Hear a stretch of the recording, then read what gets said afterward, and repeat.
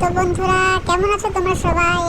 আশা করি খুব ভালোই আছো। তো তোমাদের জন্য একটি নতুন কন্টেন্ট নিয়ে চলে এসেছি এবং আমার প্রোফাইলে যারা নতুন আছো তারা অবশ্যই ফলো করবে এবং এই ভিডিওটি কেমন লেগেছে অবশ্যই কমেন্ট সেকশনে জানাবে।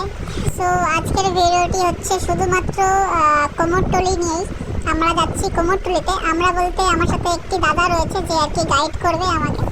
তো কোমরটুলিতে আমি সেরকম কিছু চিনি না আর কি।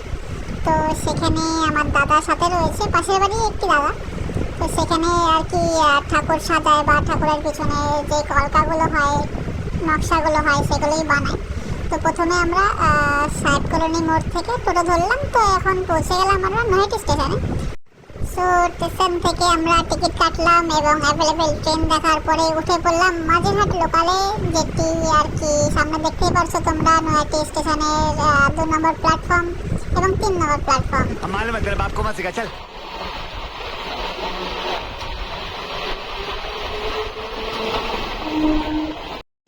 দেখো কত বড় বড় হয়ে গেছে চুলগুলো আমার এবং হাওয়ায় উঠছে, সামলাতেই পারছি না একদমই।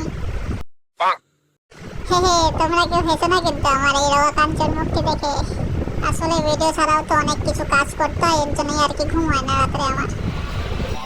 সো অবশেষে আমরা পৌঁছে গেলাম কোমরটুলিতে। এর আগের কিছু সিন তোমাদের দেখাতে পারিনি, কিছু ভলেন্টিয়ার বসেছিল আর এখানে ভিডিও করা একদমই নিষিদ্ধ। তো তাদের সাথে কথা বললাম যে আমার দাদা রয়েছে এখানে, আমার দাদা এখানেই আর কি কাজ করে এবং যত ঠাকুর এখান থেকে বেরোয় তার মধ্যে 90% ঠাকুরই তার আমার দাদারই টিম আর কি। পুরো চূড়া লাগানো থেকে শুরু করে, চূড়াই বলে যেগুলো আর কি ঠাকুরের পিছনে থাকে বা ঠাকুরের মুকুটগুলো হয়।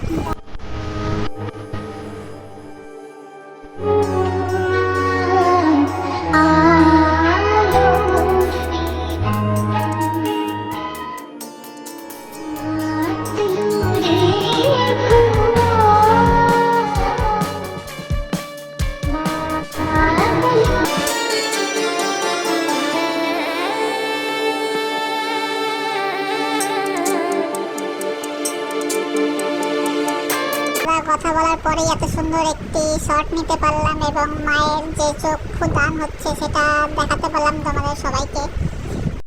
তো এখানে শুধুমাত্র ঠাকুর বানানো হয় এমনটা না, এখানে ঠাকুরের যাবতীয় পুজোয় যা লাগে, সাজাতে যা লাগে সব কিছুই পাওয়া যায়।